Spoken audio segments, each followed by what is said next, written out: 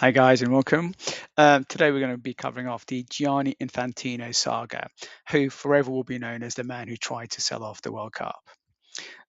Just a quick one on that one. So the impact of what he was trying to do on the average fan would be that football games would move from a free-view terrestrial TV to a pay-per-view broadcaster. So in the UK, where I'm living, this would be games being shown in Sky Sports, which we need to pay, and TNT Sports and Amazon Prime as well, potentially.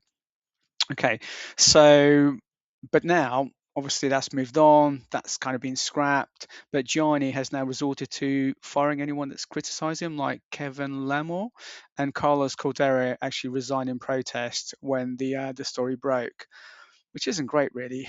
There's no independence. It's like you can't actually voice your opinion in these discussions.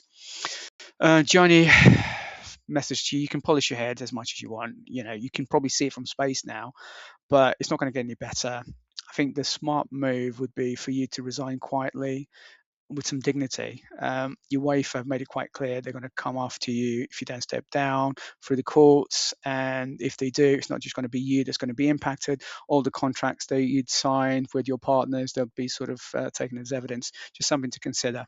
Anyway, FIFA is going through another wobble. We've gone through it with Blatter, with Platini, the 1.4 million consultancy fee. There was 10 years late in payment. Anyway, that's been dealt with. So the one man that could bring it all together, in my opinion, there's only one man really, the here and the now, is Cristiano Ronaldo, the GOAT. But not just the GOAT in my view, he's the ultimate human being. However, there are issues with Cristiano Ronaldo, but I don't even know if he wants to. This is just my opinion, okay? So don't take it as gospel. So the criteria to become or to be legible for the presidency, the FIFA presidency, is you can't be an active player, and Cristiano is still an active player. And you have to have done 2 years of football administration within a football federation, which I don't think Cristiano has done that. Obviously, he's been heavily involved, but from a playing perspective. And he also has other objectives, like he's got the scoring at least 1,000 career goals, and he's well on the way there. So this season will probably happen and will surpass that.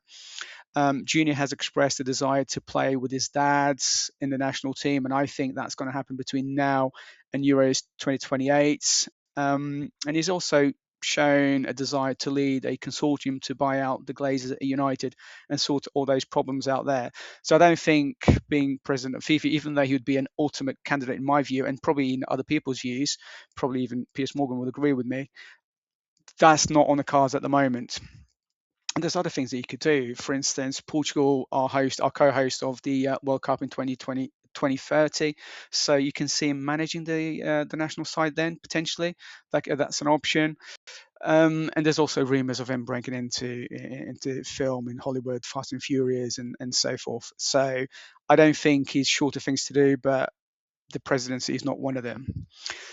Anyway, I do have another potential viable option. So, Ceferin has proven himself as head of UEFA as a really good custodian of European football.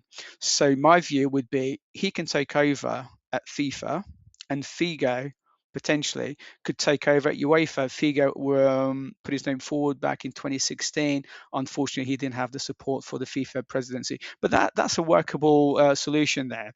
And in my view, football would be in the great hands.